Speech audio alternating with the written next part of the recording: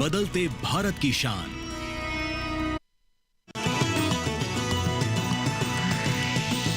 DD किसान, बदलते भारत की शान।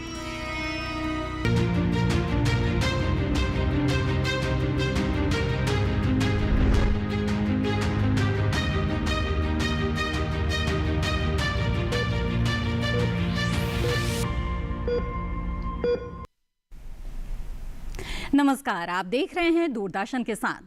कार्यक्रम स्वस्थ किसान में आप सभी का स्वागत है। मैं हूं आपके साथ मोनालिसा। स्वस्थ किसान कार्यक्रम में आज हम बात करेंगे एक बेहद ही आम सी बीमारी के बारे में, जिसके शिकार आपको लगभग हर घर में आज मिल जाएंगे।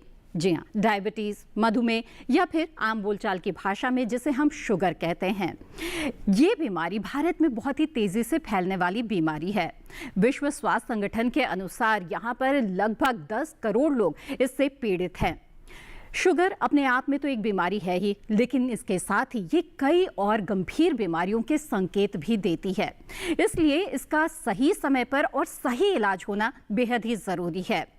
और खास तौर पर आयुर्वेद यानी कि जो भारत है, इसके पारंपरिक प्राचीन चिकित्सा प्रणाली के अनुसार मधुमेह को किस नजरिए से देखा जाता है, इसकी वजह क्या होती है और उपचार के क्या तरीके हैं, इस पर आज के इस कार्यक्रम में हम विस्तार से बातचीत करेंगे।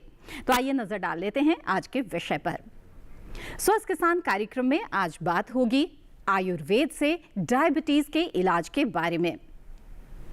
तो आयुर्वेद से डायबिटीज़ का इलाज कैसे किया जा सकता है, इसके बारे में अगर आप भी कुछ जानना या पूछना चाहते हैं तो आप हमारे टोल फ्री नंबर पे कॉल कर सकते हैं। नोट कर लें हमारा टोल फ्री नंबर 1800-113060 और 1800-113061।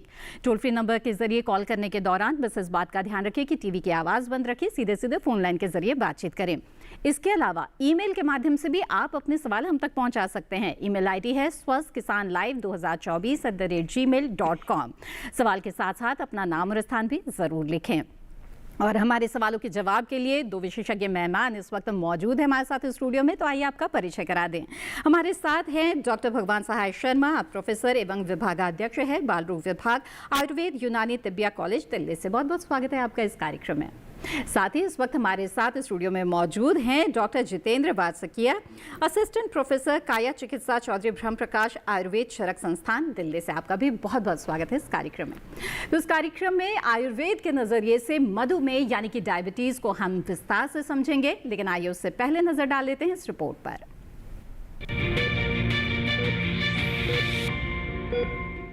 नमस्कार, मैं हूं भूमि। आज हम बात करेंगे एक ऐसी बीमारी की जो धीरे धीरे शरीर को अंदर से प्रभावित करती है, डायबिटीज, जिसे मधुमेह भी कहा जाता है। बिल्कुल भूमि, मधुमेह एक दीर्घकालिक बीमारी है जिसमें शरीर में ब्लड शुगर लेवल असामान्य रूप से बढ़ जाता है। यह मुख्य रूप से 3 प्रकार की होती है। टाइप 1 जो बच्चों, किशोरों और युवाओं में अचानक विकसित होती है। टाइप 2 जो सामान्यतः 40 साल से ऊपर के लोगों में पाई जाती है। और जेस्टेशनल डायबिटीज जो गर्भावस्था के दौरान महिलाओं को हो सकती है। इस रोग के कई लक्षण होते हैं, जिनमें शामिल हैं बार बार पेशाब आना, अधिक प्यास लगना, भूख का असामान्य बढ़ना, वजन का गिरना, थकावट और चक्कर, नींद में खलल, चिड़चिड़ापन, आंखों की दृष्टि कमजोर होना, हाथ पैरों में झनझनाहट या सुन्नपन, बार बार त्वचा, मसूड़ों और पेशाब का संक्रमण और घाव का देर से भरना। हालांकि कई मामलों में ये लक्षण तुरंत नजर नहीं आते। कई बार डायबिटीज का पता तब चलता है जब दूसरी बीमारी के लिए जांच कराई जाती है। अब सवाल उठता है, मधुमेह होता क्यों है? सबसे पहला कारण है पारिवारिक इतिहास। अगर परिवार में किसी को डायबिटीज है तो दूसरों को भी इसका खतरा बढ़ जाता है। दूसरा कारण है लिंग और उम्र। 30 के बाद महिलाओं में डायबिटीज का खतरा बढ़ता है और 45 से 60 की उम्र में यह पुरुषों की तुलना में लगभग 2 गुना हो जाता है। इसके अलावा अधिक वजन, तनाव, शारीरिक निष्क्रियता और तेल मसाले वाला खाना भी डायबिटीज के प्रमुख कारण हैं। अध्ययनों से यह भी सामने आया है कि 75% डायबिटीज मरीजों का वजन सामान्य से 9 से 14 किलो अधिक होता है। एक चौंकाने वाली सच्चाई यह भी है कि करीब 50% लोग यह जानते ही नहीं कि उन्हें डायबिटीज है, और अगर समय रहते इसका पता न चले तो यह शरीर को गंभीर नुकसान पहुंचा सकती है। विशेषज्ञों का मानना है कि डायबिटीज से पीड़ित वयस्कों में दिल का दौरा और स्ट्रोक का खतरा 2 से 3 गुना बढ़ जाता है। इसलिए जरूरी है समय रहते जांच कराना, डॉक्टर की सलाह से नियमित दवा लेना, अपने ब्लड शुगर को नियंत्रित रखना, संतुलित आहार, व्यायाम और वजन पर नियंत्रण रखना। डायबिटीज एक गंभीर लेकिन नियंत्रण योग्य रोग है। जागरूक रहें, लक्षणों को नजरअंदाज न करें और स्वस्थ जीवन शैली अपनाएं, क्योंकि समय पर उठाया गया कदम भविष्य की कई परेशानियों से बचा सकता है। तो दोस्तों, अपनी सेहत की जिम्मेदारी खुद लें, जांच कराएं, समझदारी दिखाएं और दूसरों को भी जागरूक बनाएं। स्वस्थ रहें, सुरक्षित रहें। धन्यवाद।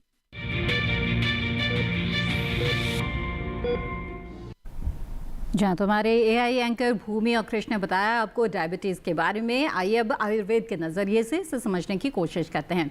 डॉक्टर भगवान, आपसे समझना चाहेंगे, रिपोर्ट के अनुसार मोटे तौर पर हमने जो मॉडर्न साइंस है उसके नज़रिए से समझा डायबिटीज़ को। अब आयुर्वेद के नज़रिए से हमें बताइए कि क्या है मधुमेह और ख़ास तौर पर ये नाम मधुमेह ही क्यों पड़ा इसका? जी, डीडी किसान के दर्शकों को नमस्कार। बहुत प्रासंगिक विषय है और आशा रखते हैं ये विषय बहुत महत्वपूर्ण रहेगा और आपके लिए लाभदायक जानकारी हम आज उपलब्ध करा पाएंगे। जी, जैसा किसान भाइयों आप जानते हैं, मधुमेह, प्रमेह ये लाइफस्टाइल डिसऑर्डर है। गलत खान पान, गलत रहन सहन और गलत आचार विचार, ये 6 चीज़ें हैं। अगर गलत तरीके से हम अपना रहे हैं तो हम मधुमेह के शिकार हो जाते हैं। इनको युक्तिपूर्वक बहुत सही तरीके से, आदर्श तरीके से हम इनका पालन करते हैं, हम स्वस्थ जीवन, पूर्ण स्वस्थ आरोग्य जीवन प्राप्त करते हैं। तो आयुर्वेद में मधुमेह को प्रमेह के रूप में वर्णन किया गया है। 20 तरह के प्रमेह बताए हैं, उसमें मधुमेह एक टाइप का माना गया है। 20 में से एक टाइप मधुमेह का है, जिसमें मूत्र में शर्करा की उपलब्धि देखने को मिलती है और रक्त में भी शर्करा की उपस्थिति देखने को मिलती है। जी बिल्कुल। तो डॉक्टर जितेंद्र, यहाँ पर आपसे भी हम समझना चाहेंगे कि आप मधुमेह को किस दृष्टि से देखते हैं और किस तरह से इसे परिभाषित करना चाहेंगे हमारे दर्शकों के लिए। जी नमस्कार जी। जैसे मेरे सहायक प्रोफेसर साहब ने सही बताया है कि आयुर्वेदा में जो डायबिटीज़, मधुमेह को जो बताया गया है वो इसी प्रकार से। पहला है जो प्रमेह। प्रमेह इसलिए कहते हैं कि मूत्र की जो प्रचुर मात्रा बढ़ जाती है, इसलिए प्रमेह बोलते हैं। और सेकंड पार्ट है मधुमेह। मधुमेह है वो प्रमेह होने के बाद की अवस्था है कि अगर आपने खान पीन में परहेज ना करी, कोई बेदरकार करी या सही समय पे अगर डिसीज़ को ट्रीट नहीं किया तो आगे जाके मधुमेह में प्रवर्तित हो सकता है। जहाँ पे आयुर्वेद का हिसाब से जो त्रिदोष इम्बैलेंस बताए हैं, वात पित्त कफ, तो उसमें वात की डोमिनेंसी बढ़ती है, इसलिए वो मधुमेह की ओर अवस्थाएं जाती है। और जो पॉइंट ऑफ व्यू से जो डायबिटीज़ के कॉम्प्लिकेशंस होते हैं, उपद्रव होते हैं, वो इस अवस्था में होने को प्रारंभ हो जाते हैं। जी बिल्कुल। तो डॉक्टर भगवान, हमें इस त्रिदोष के बारे में और भी विस्तार से समझाएं। जो वात पित्त और कफ है, इसमें किस तरह का असंतुलन अगर हमारे शरीर में हो तो मधुमेह के शिकार हम हो सकते हैं और इसके लिए क्या सावधानी बरतनी चाहिए किसी को? जी, जैसा कि आप जानते हैं, आयुर्वेद का जो मूल आधार है वात, पित्त और कफ, इन तीन हमारी जो जैविक ऊर्जाएं हैं, इनके आधार पर हम पूरी तरह से आयुर्वेद का पूरा जो सिद्धांत चलता है। जी। तो आप जैसा जानते हैं कि सर्वम द्रव्यम पांचभौतिकम अस्मिन् अर्थे, ऐसा कहा गया कि पूरे यूनिवर्स में का जो निर्माण है 5 महाभूतों से हुआ है और हमारे शरीर का निर्माण भी 5 महाभूतों से ही होता है। तो यूनिवर्स में 3 महाभूत, अग्नि, जल और वायु, 3 महाभूतों की प्रधानता है। ये सक्रिय महाभूत हैं। तो इसी तरह से हमारे शरीर में भी जो है अग्नि, जल और वायु, इनको हम वात, अग्नि को पित्त कह देते हैं, वायु को वात बोल देते हैं और कफ को, जल को हम कफ बोल देते हैं। तो इन तीनों की जो साम्य अवस्था है, इन तीनों की साम्य अवस्था की स्थिति में हम पूर्ण स्वस्थ रहते हैं।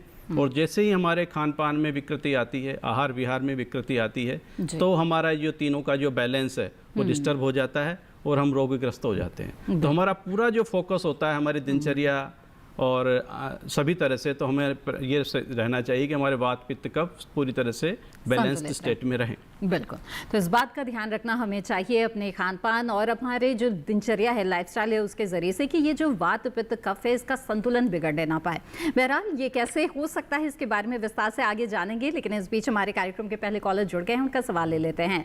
नंद स्वरूप मिश्रा जी बाराबंकी उत्तर प्रदेश से फोन लाइन पर हैं। स्वागत है आपका नंद स्वरूप जी, पूछे अपना सवाल। नमस्कार सर, मेरा नाम नंद स्वरूप मिश्रा। मैं जानना चाहता हूँ कि जो आराम करते उन्हें शुगर, जो व्यायाम करते उन्हें शुगर, जो खूब खाते उन्हें शुगर, जो भूखे रह जाते उन्हें शुगर, जो हंसते हैं उनको शुगर, जो जोड़ते हैं उनको शुगर। तो ऐसी कौन सी दिनचर्या में हमारी कमी रह जाती है जो हमें शुगर का सामना करना पड़ रहा है? ठीक है, बिल्कुल। तो डॉक्टर भगवान, क्या आप कहना चाहेंगे इस बारे में? जी हाँ, मिश्रा जी ने बहुत मौलिक प्रश्न उठाया है। जीवन शैली जन्य व्याधि हमने पहले डिस्कस कर चुके हैं, और जितने भी गलत खान पान हैं उनके कारण हमारा मेटाबॉलिज्म वीक हो जाता है, और मेटाबॉलिज्म वीक होने के कारण हमारा जो है कफ का प्रकोप शरीर में होता है, जल धातु बढ़ जाता है, और जल धातु जब बढ़ता है तो हमारे शरीर में आम की उत्पत्ति होती है, टॉक्सिन्स बढ़ जाते हैं। वो जो टॉक्सिन्स हैं वो सेल्स पे जाके चिपक जाते हैं, या उसको आयुर्वेद की भाषा में अवरोध कर देते हैं, ब्लॉक कर देते हैं। तो वहाँ जो रिसेप्टर्स होते हैं जिनके थ्रू ग्लूकोज, हमारे जो कार्बोहाइड्रेट हम लेते हैं तो कार्बोहाइड्रेट ग्लूकोज में कन्वर्ट हो जाता है, और ग्लूकोज जब एक सेल्स में जाकर हमारी एनर्जी प्रोड्यूस करता है, तो आम के कारण जो ब्लॉक हो जाता है या जो रिसेप्टर्स हैं वो उस कार्बोहाइड्रेट को एक्सेप्ट नहीं करते हैं, जाने नहीं देते हैं, उसके कारण उसके एनर्जी प्रोड्यूस नहीं हो पाते हमारे। तो एक तरफ तो एनर्जी की कमी आ जाती है शरीर में, दूसरा वो जो ग्लूकोज है वो हमारे ब्लड में सर्कुलेट होने लग जाता है। इस स्थिति में इस कारण से ये डायबिटीज होता है। तो डायबिटीज़ को विशेषकर जो है कफज व्याधि माना गया है। कफ की प्रधानता शरीर में जब ज़्यादा बढ़ जाती है तब डायबिटीज उत्पन्न होती है, और उसका प्रॉपर जब ट्रीटमेंट नहीं होता है तो लॉन्ग लास्टिंग, बहुत लंबे समय के बाद में वो मधुमेह और वात व्याधि में, वातिक मधुमेह में कन्वर्ट हो जाती है। जी जी। तो इस तरह से जो आपने बताया कि हमारा जो खान पान है वो पूरी तरह से अब आज विरुद्ध हो चुका है। खान पान में अगर हम सामान्य रूप में माने तो हमारा कफ प्रधान जो चीज़ें हैं वो ज़्यादा हो गई है। जैसे आइसक्रीम का प्रयोग ज़्यादा हम लोग कर रहे हैं, हर भोजन के बाद में स्वीट डिश चाहिए, हर भोजन में हमें दही का सेवन ज़्यादा मात्रा में हो रहा है। इसी तरह से हम ऋतु का भी पालन नहीं कर पा रहे हैं कि हर ऋतु में हम दही का सेवन कर रहे हैं। ऋतु के अनुसार हमारा आहार विहार, जैसे हम इसको हम समझ सकते हैं कि जैसे अभी बरसात का समय है, वर्षा ऋतु में तेल का प्रयोग अगर ठीक है हम करना चाहिए क्योंकि वात का प्रकोप है, लेकिन इसी को हम अगर दूसरे अन्य जो गर्मियों में प्रयोग करेंगे या शरद ऋतु में प्रयोग करेंगे तो वो हमारा जो है वात पित्त कफ के बैलेंस को बिगाड़ता है। बिल्कुल। तो इस तरह से आहार का पूरी तरह से ध्यान रखना और सही मौसम में सही चीज़ खाना ये बेहद ज़रूरी है, और ऐसे में किन किन बातों का ध्यान रखें जानेंगे आगे। अगली कॉलर हमारे साथ जुड़ गई हैं इस बीच श्रुति जी, कांगड़ा हिमाचल प्रदेश से। आइए उनसे बात करते हैं। श्रुति जी, स्वागत है आपका, बताइए क्या जानना चाहती हैं? जी मैम, मेरी मदर जो है उनका लीवर फैट, उनको डायबिटीज है, कुछ तो उसके बारे में जानना चीजें, मतलब चीजें थोड़ी कम हो। श्रुति जी, आपकी माता जी की उम्र क्या हो रही है? 49 इयर्स। अच्छा, उनको लिवर की भी समस्या है और उनका जो डायबिटीज है वो भी थोड़ा बढ़ा हुआ है जैसा आप बता रही हैं। डायबिटीज में बढ़ जाती है और बट थोड़ी पहले में वो फैटी हो गया। अच्छा, तो डॉक्टर जितेंद्र, ऐसे में आप क्या सुझाव देना चाहेंगे? जी बिल्कुल, जो मैंने जैसे प्रश्न सुना, पहले इनकी माताजी को डायबिटीज़ है, उसके बाद फैटी लिवर की समस्या हुई है जी। तो जनरली डायबिटीज़ एक ऐसा रोग है जो एक बार होने के बाद बहुत सारी बॉडी की मेटाबॉलिज्म पे इफेक्ट करता है। हालांकि जैसे आयुर्वेद में इसको कफ बोला गया है कि कफ डोमिनेंट डिसऑर्डर्स हैं, तो जो भी मेटाबॉलिक इम्पेयर करने वाले डिसऑर्डर है वो सारे इसके कॉम्प्लिकेशन के रूप में बाद में हो सकते हैं। अगर समय से डायबिटीज़ को क्योर नहीं किया गया है या उसकी जो भी उचित मात्रा में जो औषधियाँ दी गई है उसका सेवन नहीं किया गया है, या साथ में जो खान पान की परहेज़ है वो भी अगर फॉलो नहीं की गई है तो शुगर एक हद तक बैलेंस ना रह के अप होता है, और वो जो बाकी की बॉडी की चैनल्स हैं जैसे कि यकृत है, पैंक्रियाज है, जो गट्स है उसके जो भी मेटाबॉलिज्म है उसके ऊपर भी उसका प्रभाव पड़ता है और उसकी साइड इफेक्ट्स या तो कॉम्प्लिकेशंस प्रारंभ हो सकते हैं। बिल्कुल। तो श्रुति जी, उम्मीद है आपके सवाल का जवाब मिल गया होगा और बातचीत हमारी जारी रहेगी इस कार्यक्रम में कि किस तरह से आयुर्वेद से आप डायबिटीज़ का इलाज कर सकते हैं और डायबिटीज़ ना हो इसके लिए किन बातों का ध्यान अपने दिनचर्या में लोगों को रखना चाहिए, इस बारे में भी विस्तार से बातचीत करेंगे। लेकिन इस बीच कार्यक्रम में वक्त हो गया है छोटे से ब्रेक का। जल्द हाजिर होंगे, आप बने रहें दूरदर्शन किसान पर।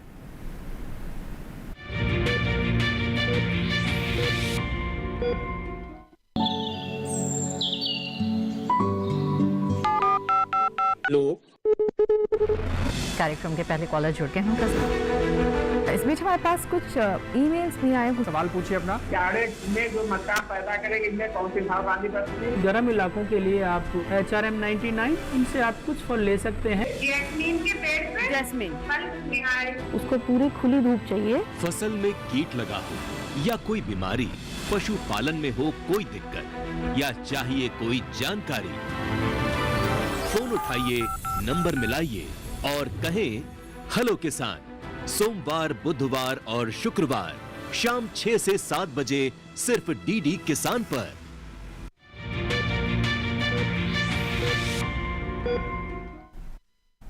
ब्रेक के बाद आप सभी का फिर से स्वागत है। आप देख रहे हैं कार्यक्रम स्वस्थ किसान। इस कार्यक्रम में आज हम बात कर रहे हैं आयुर्वेद से डायबिटीज के इलाज के बारे में। इस विषय के बारे में अगर आप भी कुछ जानना चाहते हैं, पूछना चाहते हैं विशेषज्ञ मेहमान से, तो आप हमारे टोल फ्री नंबर पर कॉल कर सकते हैं या फिर ईमेल के जरिए भी अपने सवाल भेज सकते हैं। आइए यहाँ पर बातचीत को आगे बढ़ाते हैं। डॉक्टर जितेंद्र, बातचीत में जैसा कि आप लोगों ने हमें बताया कि जो डायबिटीज़ है इसमें जो आहार है उसकी बहुत बड़ी भूमिका होती है। इसके अलावा और कौन कौन से फैक्टर हो सकते हैं इसके बारे में जानेंगे आपसे। लेकिन इस कार्यक्रम में अगले कॉलर जुड़ गए हैं, उनका सवाल पहले ले लेते हैं। विपिन जी सागर मध्य प्रदेश से फोन लाइन पर हैं। विपिन जी, स्वागत है आपका, पूछिए अपना सवाल। जी नमस्कार मैम। जी नमस्कार, बताइए। मैम मेरे 2 सवाल है। पहला मैं जानना चाह रहा था कि जिन लोगों को मधुमेह हो जाता है जी, तो उनका इलाज तो उनका चलता है, लेकिन इसके अलावा और कौन कौन सी बीमारियां मधुमेह होने के कारण हो सकती हैं और कौन सी प्रॉब्लम मरीज को आ सकती है? जी। दूसरा सवाल ये था कि अगर कोई भी मरीज अधिकतर देखा जाता है कि 80% तो दूसरी तरह में ही दवाइयाँ करवा दे, तो क्या आयुर्वेदिक से अगर दवाई कराई जाए तो क्या इसको 100% ठीक किया जा सकता है? क्योंकि ज्यादातर लोग नहीं कराते हैं, कम ही कराते हैं आयुर्वेद से। जी बिल्कुल, आइए जानते हैं डॉक्टर भगवान आपका क्या कहना है इस बारे में। हाँ, आपके 2 प्रश्न हैं। पहला प्रश्न है कि इसमें कॉम्प्लिकेशंस होते हैं। लंबे समय तक अगर डायबिटीज़ रहती है तो उसमें कार्डियोपैथी, नेफ्रोपैथी, रेटिनोपैथी और ये डेवलप हो जाती है। तो हमारा जो है किडनी इन्वॉल्व हो जाती है, हमारा हार्ट इन्वॉल्व हो जाता है, हमारी रेटिना आइज़ में इन्वॉल्वमेंट हो जाता है और हमारी न्यूरोपैथी, हमारी जो है नसें हैं वो भी उससे प्रभावित हो जाती है। तो निश्चित रूप से इसका प्रॉपर ट्रीटमेंट कराना आवश्यक हो जाता है, वरना ये कॉम्प्लिकेशंस हो सकते हैं।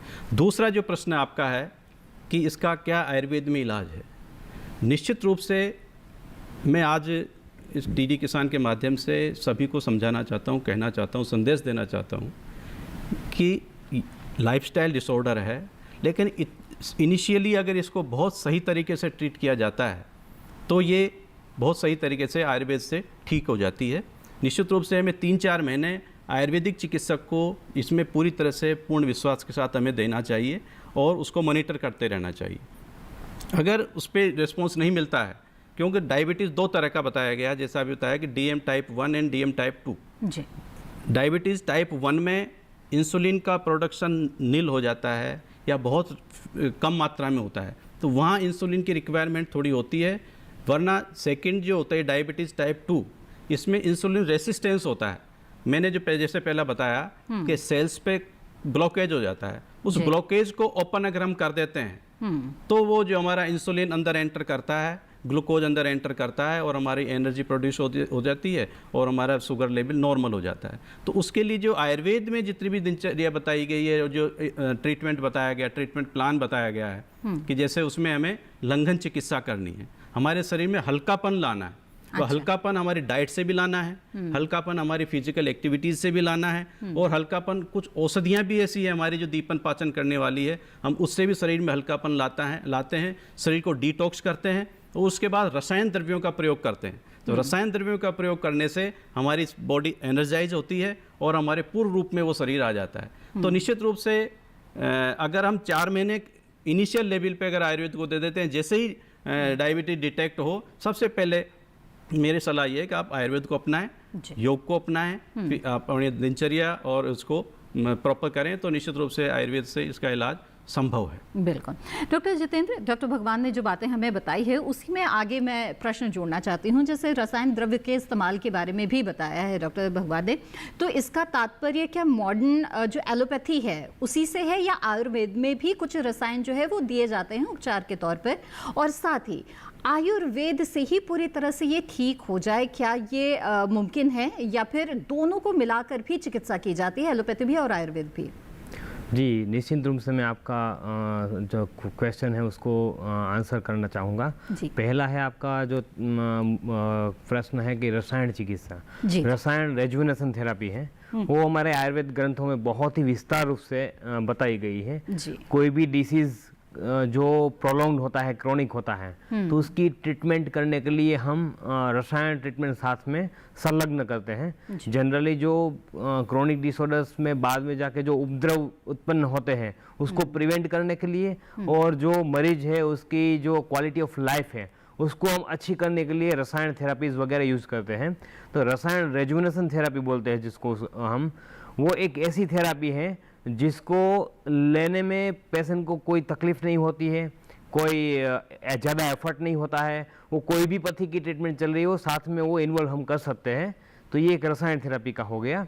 दूसरी चीज़ जैसे आपने बोली कि जो लाइफस्टाइल के बारे में जो आप बोल रहे हो, उसके रिगार्डिंग में ऐड करना चाहूँगा कि सबसे पहली जो हमारी बॉडी की रिस्पॉन्स होती है वो हमारे मेटाबॉलिज्म पे डिपेंड होती है।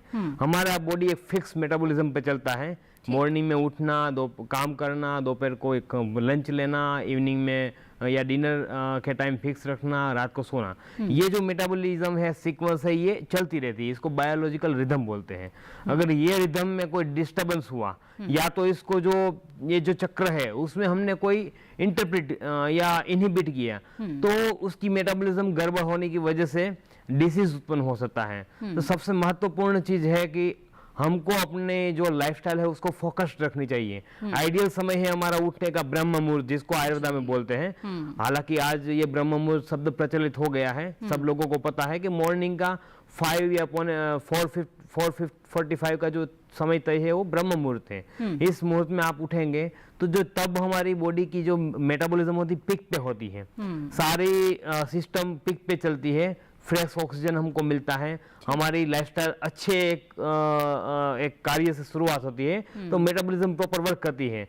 वैसे ही स्टार्ट हो जाता है। उसके बाद हमारा लंच लेने का समय, ब्रेकफास्ट लेने का समय होता है।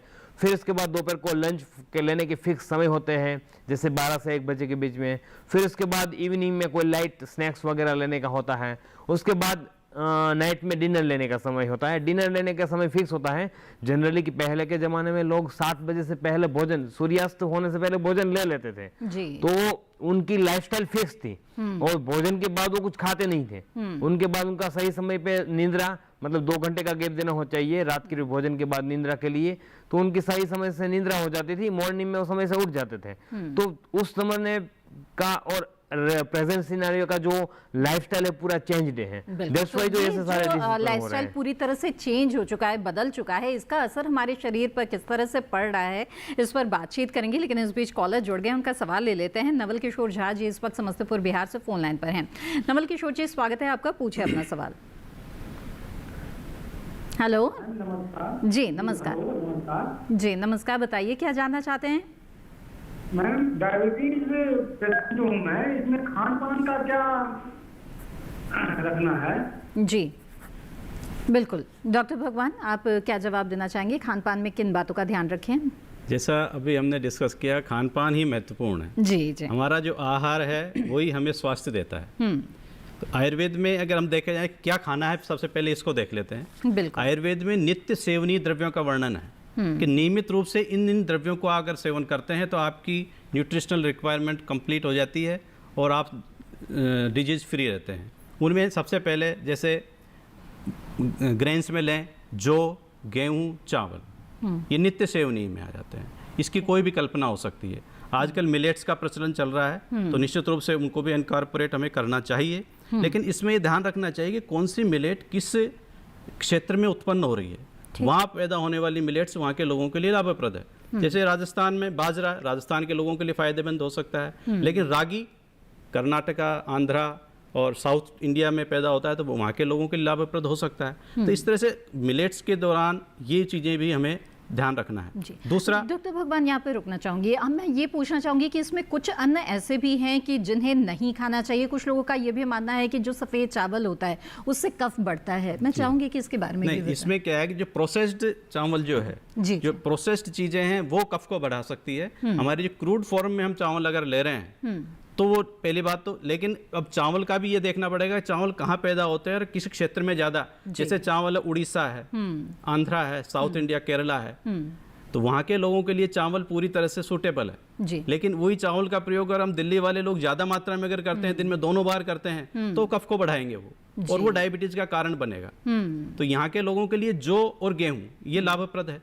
तो ये नियमित सेवनी की बात हो रही थी। इसमें फिर पल्सेज में आ जाते हैं। पल्स में जो मूंग की दाल है वो नियमित सेवन करने योग्य है, उसको आप नियमित रूप से सेवन करें। और यह कहा भी गया है आयुर्वेद में कि मूंग की दाल और आंवले का रस जो लोग नियमित सेवन करते हैं उनको स्किन डिजीज, ल्यूकोडर्मा और प्रमेह होने की कोई संभावना नहीं होती। तीसरा, लिक्विड्स में शहद का नियमित सेवन करना चाहिए, आधा चम्मच से 1 चम्मच तक। अच्छा।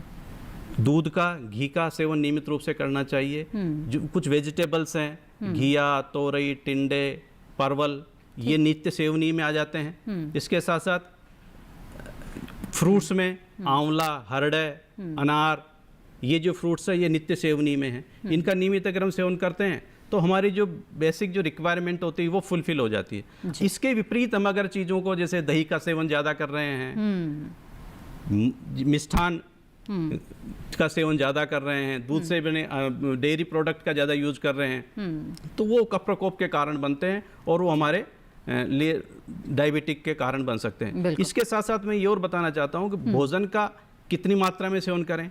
जैसे जो भारी चीज़ें हैं उनको अगर हम खा रहे हैं तो हमारे जो भूख से आधा मात्रा में हमें लेना चाहिए, और अगर लघु चीज़ें जो इजीली डाइजेस्टिबल है उनको थोड़े से हम ज़्यादा मात्रा में भी ले सकते हैं। लेकिन भूख से ज़्यादा, भूख से पहले बिना भूख के भोजन करना भी जो है मेटाबॉलिज्म को वीक करता है और वो फिर रोगों का कारण बनता है। बिल्कुल। तो डॉक्टर जितेंद्र, यहाँ पर मैं आपकी बात पर भी आना चाहूँगी। अभी आपने बताया कि किस तरह से एक दिनचर्या होनी चाहिए, हमारी आदर्श स्थिति क्या है, लेकिन अब मल्टीनेशनल कंपनीज है, उसमें लोग काम कर रहे हैं और बिल्कुल ये जो साइकिल है, जो क्लॉक है, वो बदल चुका है लोगों का। तो ऐसे में जो खाने का समय है वो भी बदल जाता है, तो इसका असर किस तरह से पड़ता है हमारे शरीर पर? और जब ऐसी स्थिति है, जब हम समय जो है इसको नहीं बदल सकते हैं, ब्रह्म मुहूर्त में नहीं उठ सकते हैं, रात में काम चल रहा है, तो ऐसे में क्या खाएं, कब खाएं, इस बारे में कुछ सुझाव दें। बिल्कुल, जैसे आपने बोला कि शिफ्टिंग ड्यूटीज़ वगैरह होती है कंपनीज वगैरह में, तो पहली बात तो मैं ये बताना चाहूँगा कि जो शिफ्टिंग ड्यूटीज़ है उसका बहुत बड़ा इफेक्ट पड़ता है डिसीज कंडीशन को क्रिएट करने में, आइदर ऐसे मेटाबॉलिक डिसऑर्डर्स को क्रिएट करने में, क्योंकि जो हमारी गट की एक मैकेनिज्म है वो फिक्स्ड है। उसको नाइट में नींद चाहिए 7 घंटे की, और दिन वो अगर डिस्टर्ब होता है रूटीन तो कहीं ना कहीं मेटाबॉलिज्म को हैम्पर्ड करेगा। अगर रात्रि ड्यूटी हो रही है तो उसके लिए आयुर्वेदा में भी बोला गया है कि जितना आप रात को जगते हो उससे अगर आधा समय आप सुबह अर्ली मॉर्निंग में अगर उसकी नींद ले रहे हो तो वो उसके समान हो जाता है। तो थोड़ा सा हम उसमें मतलब उसको कंपेयर कर सकते हैं।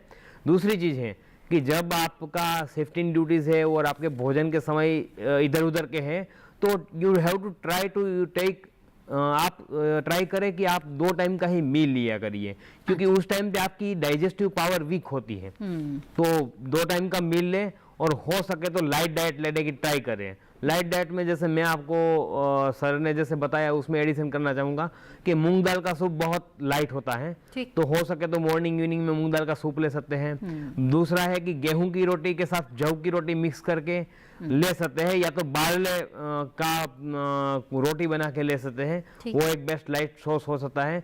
तीसरी चीज है कि चौलाई मुरमुला आते हैं, उसको हल्दी में फ्राई करके, या तो मखाना वगैरह आते हैं उसको फ्राई करके ले सकते हैं। और रात का भोजन हो सके उतना लाइट रखना चाहिए, भूख से 75% का ही भोजन लेना है, 25% खाली रखना है।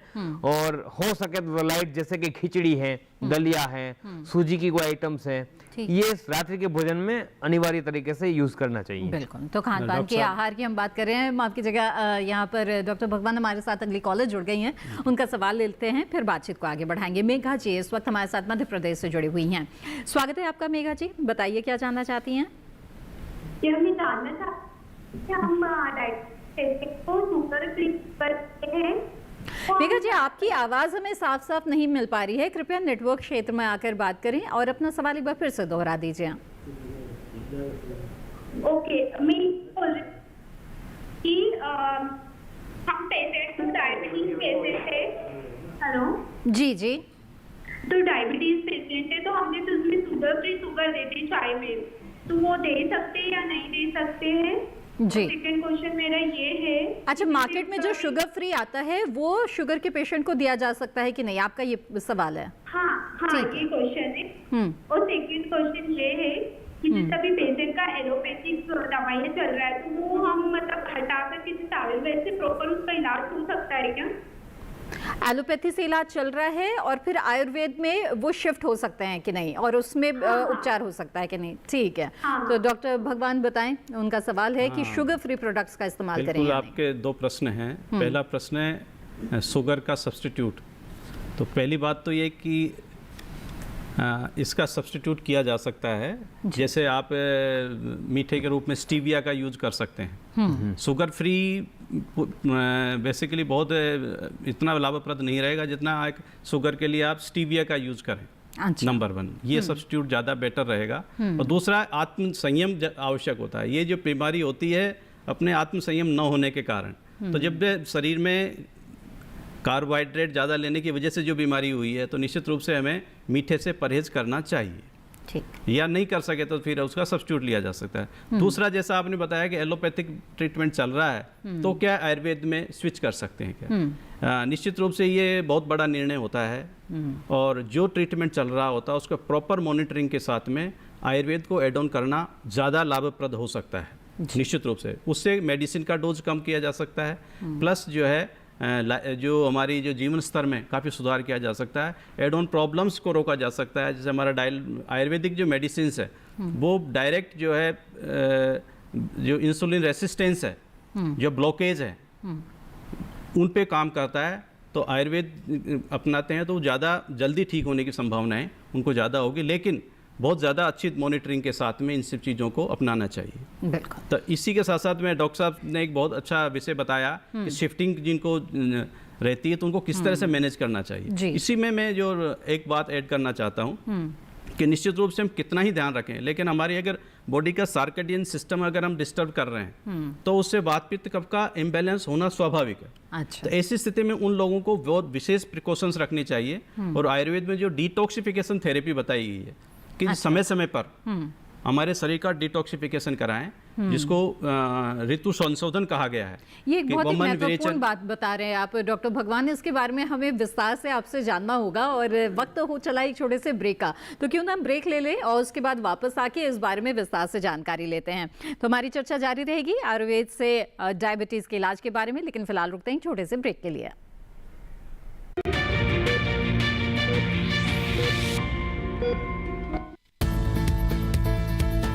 फसल की क्या है चाल, किस मंडी का क्या है हाल, उतरते चढ़ते भाव का असर, आयात निर्यात का क्या है असर, कैसा रहेगा आगे बाजार, बताएंगे मंडियों के जानकार। देखिए मंडी खबर सोमवार से शनिवार शाम 5 बजे सिर्फ दूरदर्शन किसान चैनल पर।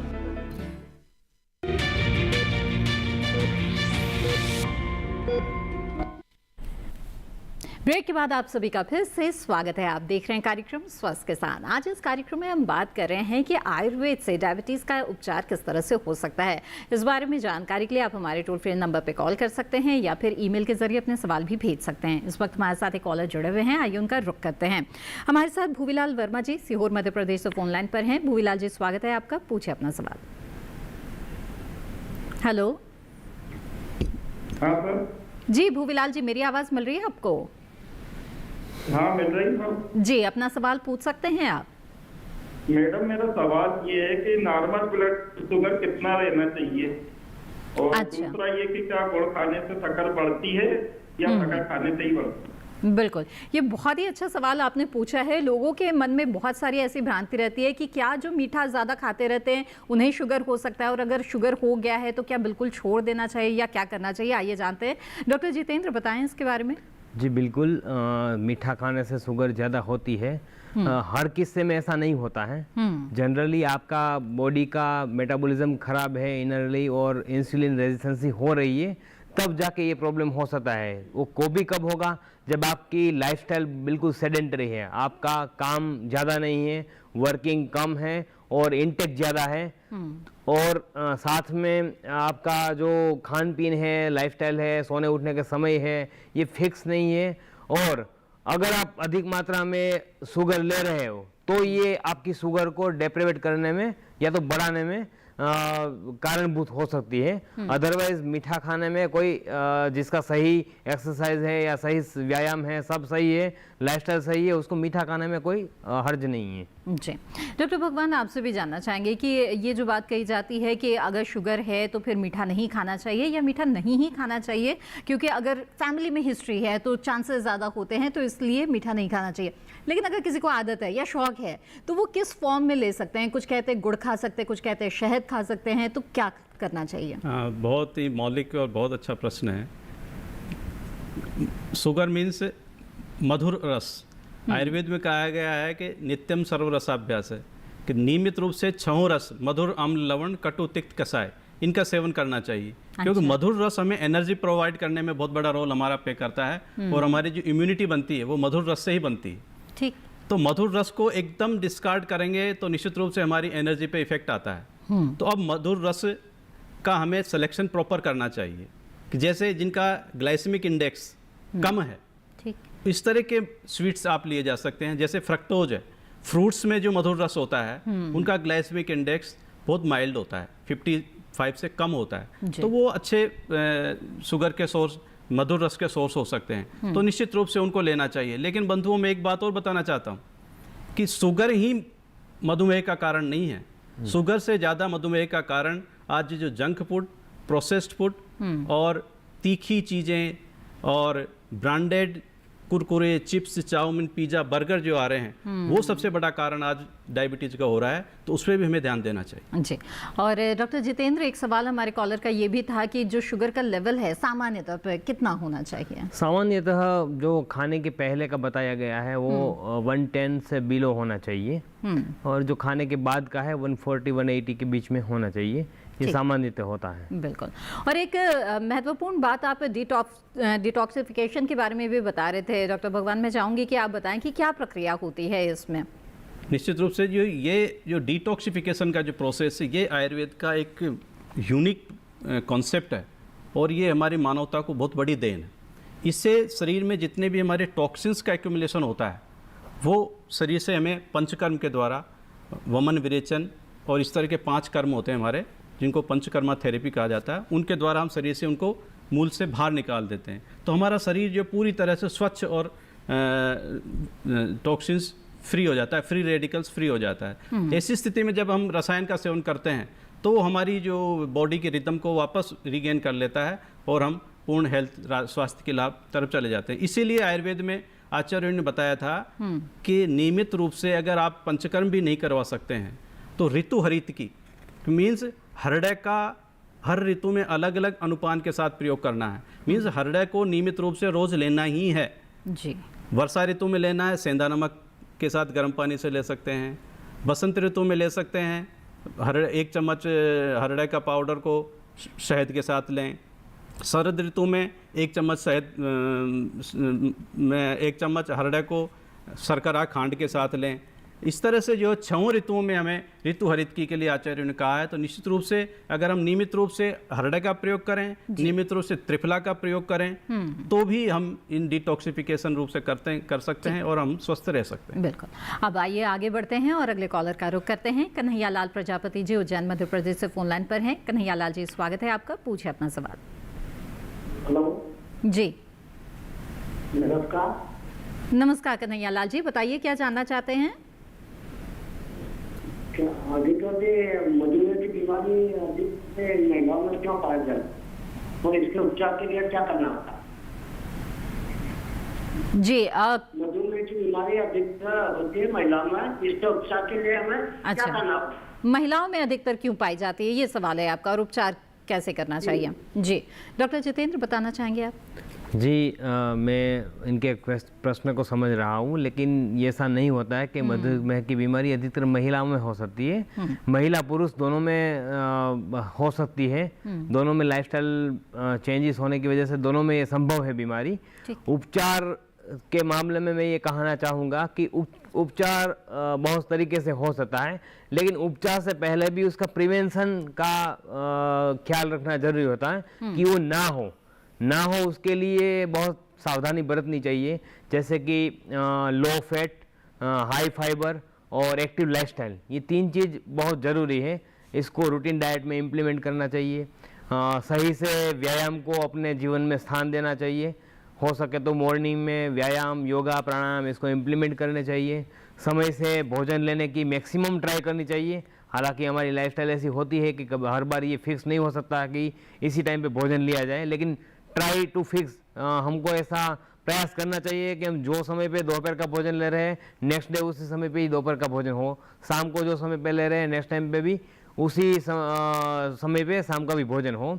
तीसरी चीज़ है समय से सोना, संपूर्ण ऊंघ, नींद लेना। और चौथी चीज़ है, अगर बीमारी हो रही है मधुमेह की तो उनको प्रिकॉशन रखना। जैसे किसी को मधुमेह है और उसको पता है कि मुझे मधुमेह है, तो उसको फिर जो अपना डाइट है, जैसे मैंने पहले ही बता दिया, जैसे दही नहीं सेवन करना चाहिए, दालों में उड़द की दाल नहीं सेवन करनी चाहिए, चने की दाल नहीं सेवन करनी चाहिए। फ्रूट्स है तो फ्रूट्स में अनार, सेब और पपीता, इसके अलावा बाकी फ्रूट्स नहीं लेने चाहिए, क्योंकि इन तीनों के ग्लाइसेमिक इंडेक्स ठीक लो है, बाकी चीज़ों के हाई है। नट्स जैसे काफ़ी आते हैं, तो सबसे अच्छा नट्स मूंगफली है। मूंगफली के अलावा बाकी नट्स, काजू, बादाम, अखरोट, ये नहीं लेने चाहिए। तो ऐसी छोटी मोटी चीज़ों का ध्यान रखने से मधुमेह की बीमारी को मतलब कंट्रोल भी कर सकते हैं, और उसके जो भी कॉम्प्लिकेशन हो आगे ना हो, उसके लिए प्रिवेंट भी हम कर सकते हैं। जी जी बिल्कुल। तो उम्मीद है कन्हैया लाल जी आपके सवाल का जवाब मिल गया होगा। डॉक्टर भगवान, आपसे ये भी जानना चाहेंगे कि लाइफस्टाइल की यहाँ पर बात हो रही है, और चाहे आज गांव में हो चाहे शहर में हो, हम देख रहे हैं कि लोग बहुत ज़्यादा तनाव में भी रहते हैं, मानसिक तनाव भी बहुत ज़्यादा रहता है। तो ये कितना बड़ा रोल प्ले करता है मधुमेह जैसी बीमारी में? जी, आयुर्वेद में भी इस चीज़ को आचार्य चरक ने कहा है कि उद्वेग और शोक ये मधुमेह के कारण बनते हैं, प्रमेह के कारण बनते हैं। तो उद्वेग मीन्स हमारी जो अनऑर्गेनाइज्ड लाइफस्टाइल, प्रेशर इतना रहता है काम का, काम होते कम है लेकिन प्रेशर ज़्यादा होता है। वो टाइम मैनेजमेंट नहीं होने के कारण ये अनऑर्गेनाइज्ड लाइफस्टाइल होती है, और वो स्ट्रेस कॉज करती है। और स्ट्रेस कॉज करने से हमारे जो नेगेटिव हार्मोन्स हैं बॉडी में, कार्टिसोल, वो रिलीज होते हैं और पॉजिटिव हार्मोन्स को वो सप्रेस करते हैं। तो निश्चित रूप से जो है स्ट्रेस का बहुत बड़ा रोल होता है, जिसको कि हमें प्राणायाम, आसन और इनसे हमें मैनेज करने का पूरा प्रयास करना चाहिए। जी बिल्कुल।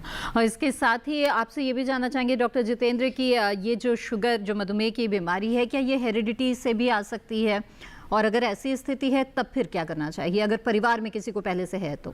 जी दोनों तरीके से संभव है। उसको जैसे आयुर्वेदा में बीजजन्य बीमारी बोलते हैं, वो जेनेटिकली भी आ सकती है। जो माता पिता को मधुमेह की या तो डायबिटीज की बीमारी है, उनके बच्चों में वो बीमारी आने के चांसेस है।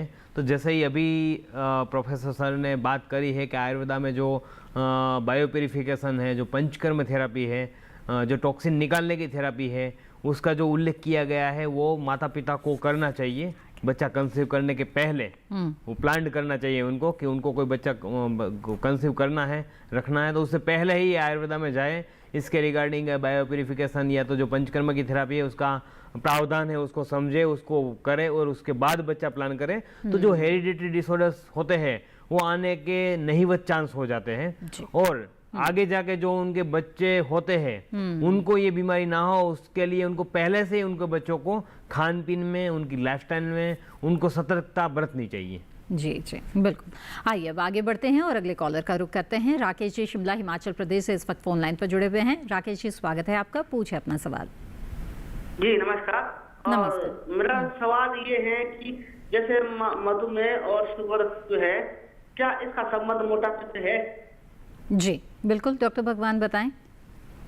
सबसे पहले मैं आपको बताना चाहता हूँ मित्रों कि मधुमेह अचानक आने वाली बीमारी नहीं है।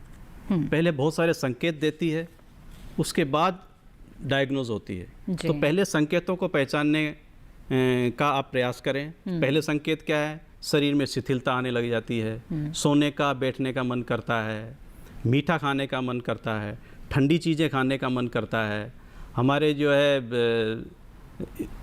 हाथ और पैरों में जलन महसूस होने लग जाती है, हाथों में, शरीर के अंगों में से स्मेल आने लग जाती है। तो अगर प्यास ज़्यादा लगती है, यूरिनेशन थोड़ा बढ़ जाता है, तो ये संकेत हैं, पूर्व रूप है कि ये डायबिटिक होने की संभावनाएं आपको हो रही है। तो व्यक्ति वहाँ सतर्क हो जाए, अपनी लाइफस्टाइल ठीक कर ले, अपना जो फिजिकल एक्टिविटी बढ़ा दे। और कुछ आयुर्वेदिक औषधियाँ भी बताई गई है जो हमारे होम रेमेडी में काम में लेते हैं, उनका अगर हम प्रयोग करते हैं, बहुत सिंपल चीज़ें हैं जिनका प्रयोग करना शुरू कर दे। जैसे गुड़मार है, बेल फल का पत्ते हैं, हल्दी है, आंवला है, इसके साथ साथ जो है बबूल की फली है, जो पातड़े बोलते हैं जिनको, बबूल की फली है, इसका प्रयोग कर सकते हैं। और बहुत सारी चीज़ें हैं, आंवला है, इनका प्रयोग करें, इनका पाउडर बना के रख सकते हैं और उनको 1 चम्मच सुबह 1 चम्मच शाम को गर्म पानी से लें। तो ये प्रिवेंटिव लेवल पे भी काम करती है और अगर डायबिटीज हो गया है तो उनको भी क्योर करने का ये काम करती है। जी बिल्कुल। तो राकेश जी उम्मीद है आपके सवाल का जवाब मिल गया होगा और कार्यक्रम में वक्त हो गया है एक और छोटे से ब्रेक का। जल्द हाजिर होंगे, बातचीत को जारी रखेंगे। आप बने रहें दूरदर्शन के साथ पर।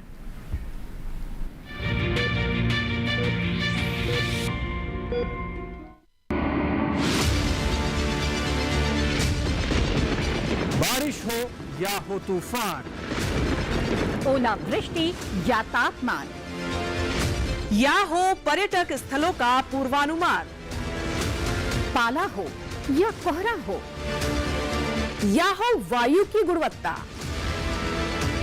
सबकी सटीक जानकारी, सबका सटीक विश्लेषण। देखिए हमारे साथ मौसम खबर में। मौसम खबर, देश के मौसम का सबसे तेज और सटीक विश्लेषण, रोजाना शाम 7:30 बजे डीडी किसान पर।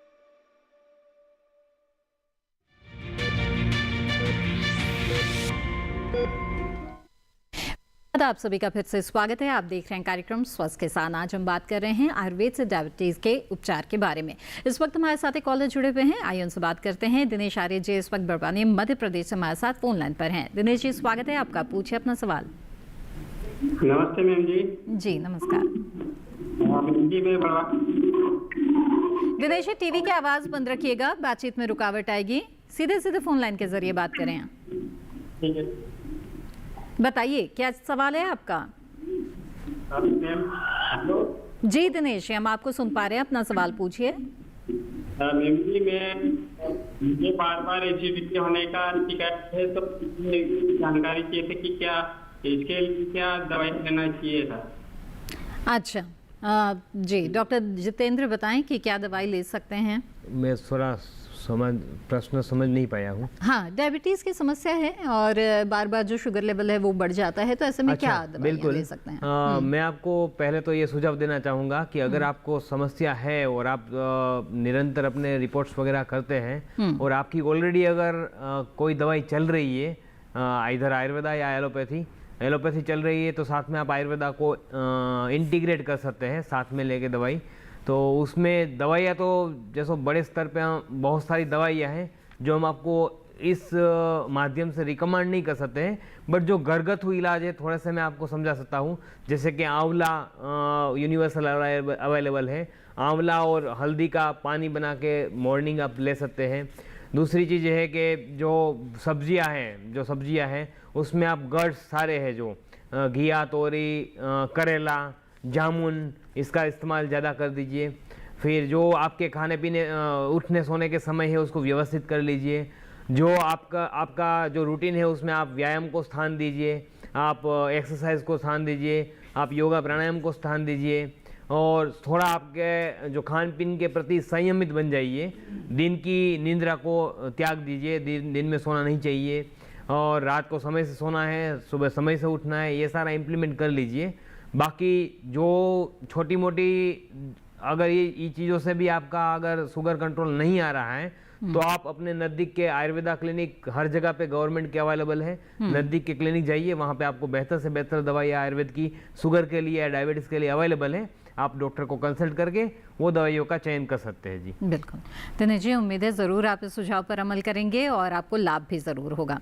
डॉक्टर भगवान, आपसे जानना चाहेंगे अब हम कि कई बार हमने देखा है कि छोटे बच्चों में भी मधुमेह की समस्या देखी जाती है, तो इसकी क्या वजह हो सकती है और ऐसे में क्या करना चाहिए? जी मैम, इस तरह की जो छोटे बच्चों में जो डायग्नोज होता है डायबिटीज़, उसको जुवेनाइल डायबिटीज़ भी कहते हैं। अच्छा। ये बेसिकली जेनेटिक ओरिजिन इसका माना गया है और आयुर्वेद में भी इसको सहज प्रमेह के रूप में बताया गया है कि जाता प्रमेही मधुमेही नोवा न साध्य उगता है सही बीज दोषात, अर्थात बीज दोष के कारण ये होता है, इसलिए इसका प्रॉपर ट्रीटमेंट नहीं है और ये इनक्यूरेबल श्रेणी में आता है। तो ऐसी स्थिति में क्योंकि वहाँ पे किसी भी रूप में जो इंसुलिन का जो सिक्रेशन है अग्न्याशय से कम मात्रा में हो रहा है या बिल्कुल नील हो रहा है, नहीं हो रहा है, तो ऐसी स्थिति में इंसुलिन की डिपेंडेंसी हमारी हो जाती है। तो इंसुलिन जो की डिपेंडेंसी रखनी है तो मॉडर्न मेडिकल के जो डॉक्टर्स हैं उनसे सलाह लेके उनका ट्रीटमेंट लेना चाहिए। उसके साथ में आयुर्वेदिक डॉक्टर्स का इंटीग्रेशन अगर आप करते हैं तो निश्चित रूप से वो ज़्यादा फ़ायदेमंद होता है, क्योंकि इंसुलिन के साथ साथ आयुर्वेदिक मेडिसिन हम देते हैं तो इंसुलिन के डोज को मिनिमाइज कर सकते हैं। इसके साथ उससे आने वाली एसोसिएट प्रॉब्लम्स है, जैसे हाइपर एसिडिटी है, नोजिया है, उन चीज़ों को हम मैनेज कर सकते हैं। उसका वेट मैनेजमेंट हम कर सकते हैं आयुर्वेदिक रसायनों से, जैसे अश्वगंधा है, शतावरी है, बल्ला है, गिलोय है, शिलाजीत है, इनका प्रयोग हम करते हैं। तो ये निश्चित रूप से जो है ऐसी स्थिति में इंसुलिन के साथ अगर हम इंटीग्रेट करते हैं तो वो ज़्यादा सक्सेसफुल थेरेपी होती है और बहुत इसके रिजल्ट्स बहुत अच्छे देखे गए, हम लोग आज डे टू डे प्रैक्टिस में देख रहे हैं। जी बिल्कुल। आइए अब आगे बढ़ते हैं और हमारे कुछ दर्शकों ने ईमेल के जरिए भी सवाल भेजे हैं, कार्यक्रम में उन्हें शामिल करते हैं। एक सवाल भेजा है अनंत कुमार जी ने, ये कहते हैं कि दवाइयों के माध्यम से डायबिटीज़ को कंट्रोल तो किया जा रहा है लेकिन ये बीमारी पूरी तरह से ठीक क्यों नहीं होती? डॉक्टर जितेंद्र, क्या कहना चाहेंगे आप? जी, इसमें मैं ये कहना चाहूँगा कि दवाइयों के माध्यम से तो कंट्रोल हो रहा है, लेकिन डॉक्टर ने दवाई दी है, साथ में डॉक्टर ने परहेज भी बोली है कि आप ये परहेज फॉलो करिए। अगर कोई आदमी अगर संयमित मन से अगर वो सारी परहेजें फॉलो नहीं कर पा रहा है तो जो दवाई दी रखी है वो दवाई का उतना कारगर होना संभवित नहीं है। दवाइयों के साथ आपको अपना खान पीन और लाइफस्टाइल संयमित करना है, तभी आप ये डायबिटीज़ या प्रमेह जैसे बीमारी से निजात पा सकते हैं। जी बिल्कुल। आइए आगे बढ़ते हैं और अगला सवाल लेते हैं। अगला सवाल भेजा है विजय जी ने महाराष्ट्र से। इनका सवाल है कि मधुमेह होने का खतरा ज़्यादातर किन लोगों में होता है और इससे बचने के लिए किस तरह का आहार ज़रूरी है? जी डॉक्टर भगवान। मधुमेह होने की संभावनाएं उन लोगों में ज़्यादा होती है जो ओबेज हैं, जिनके फैमिली में हिस्ट्री डायबिटीज़ की रही है या उनके माता पिता को डायबिटीज़ की प्रॉब्लम रही है। तो ऐसी स्थिति में जो है उनको डायबिटीज़ की संभावनाएं ज़्यादा होती है, तो उन लोगों को ज़्यादा एक्स्ट्रा प्रिकॉशंस रखनी चाहिए जिससे कि वो स्वस्थ रहें। जी, और आहार के बारे में क्या सुझाव देना चाहेंगे? आहार जैसा हमने बताया, जो संयमित हमने बताया कि जो मधुर द्रव्यों का प्रयोग कम करें और जो पाचन द्रव्य हैं, जो हमारे मसाले हैं, उनका प्रयोग ज़्यादा करें, मोटे अनाज का प्रयोग ज़्यादा करें। इस तरह का अगर हम ध्यान रखते हैं तो निश्चित रूप से विरुद्ध आहार का जो कॉन्सेप्ट आयुर्वेद में है कि जो दो अच्छी चीज़ें हैं, जैसे दूध के साथ लोग फ्रूट्स का यूज़ करते हैं, ठीक, तो ये विरुद्ध आहार में आ जाता है। मैंगो शेक, बनाना शेक, इन सब चीज़ों का हमें पूरा ध्यान होना चाहिए और हम उनसे परहेज करें तो निश्चित रूप से जो है हम डायबिटीज़ से छुटकारा पा सकते हैं। आयुर्वेद के आचार्यों ने डायबिटीज़ के बारे में कहा है कि अगर नियमित जीवन शैली हो, खान पान ठीक हो, आयुर्वेदिक पद्धति का पालन किया जाए और 100 योजन अगर व्यक्ति चलता है तो 1 साल में डायबिटीज़ ठीक हो जाता है। अर्थात उन्होंने एक टाइम बाउंड कर दिया कि आपको डायबिटीज़ हो गया तो 1 वर्ष तक आपको ट्रीटमेंट लेना है, उसको पूरी तरह से कंप्लायंस करना है। तो 100 योजन मीन्स लगभग जो है 1500 किलोमीटर हो जाता है। तो रोज़ अगर 5-7 किलोमीटर व्यक्ति 5 किलोमीटर चलने की प्रैक्टिस करता है सुबह शाम, तो निश्चित रूप से उसको जो है डायबिटीज़ से छुटकारा मिलेगा। इसमें निश्चित रूप से कोई दो राय नहीं है। बिल्कुल। डॉक्टर भगवान और डॉक्टर जितेंद्र, आप दोनों ने बहुत ही अच्छी जानकारी हमें कार्यक्रम में दी है। बहुत बहुत धन्यवाद आप दोनों का। तो विस्तार से जाना है आपने कि किस तरह से आयुर्वेद के जरिए भी डायबिटीज़ जैसी जो समस्या है उससे छुटकारा पाया जा सकता है, और इस साथ ही जो दवाइयाँ हैं, उपचार है, वो तो अपनी जगह है, लेकिन आहार और विहार यानी कि जो डाइट है और लाइफस्टाइल है, इसका खास ध्यान रखने की ज़रूरत होती है डायबिटीज़ जैसी समस्या में। उम्मीद है इन सभी जानकारियों से आप लाभ ज़रूर उठाएंगे। इसके अलावा अगर किसी तरह से स्वास्थ्य संबंधी समस्याओं से आप जूझ रहे हैं और आप अपने सवाल हम तक पहुंचाना चाहते हैं, तो आप ईमेल के माध्यम से अपने सवाल हमें भेज सकते हैं। ईमेल आईडी है swasthkisanlive2024@gmail.com। आपके सवालों को कार्यक्रम में शामिल किया जाता है ताकि विशेषज्ञ मेहमान के जरिए आप सीधे जानकारी प्राप्त कर सकें।